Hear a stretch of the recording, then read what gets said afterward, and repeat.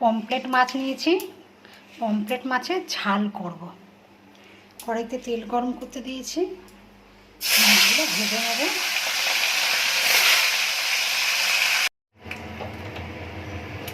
তেল গরম হয়ে গেছে, কালো জিরে ফোড়ন দিচ্ছি,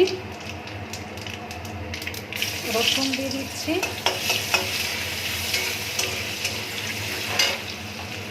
পেঁয়াজ গ্রেট করে রেখেছিলাম আর টমেটো কেটে দিচ্ছি, পেঁয়াজটা দিয়ে দিচ্ছি।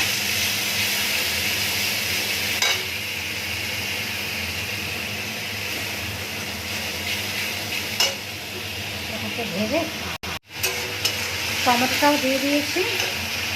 এখানে হলুদ, লঙ্কা, জিরে, নুন, কাশ্মীরি লঙ্কা সব দিয়ে দেবো।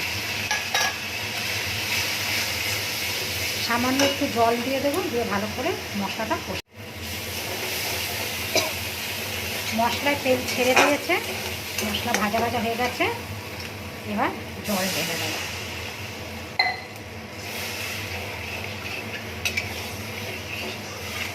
জল ফুটে ঢাকা দিই, ফুটে উঠলে ঝোল ফুটে গেছে।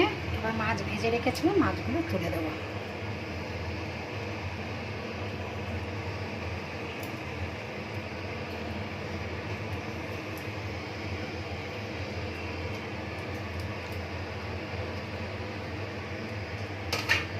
আবার ঢাকা দেবো কিছুক্ষণের জন্য।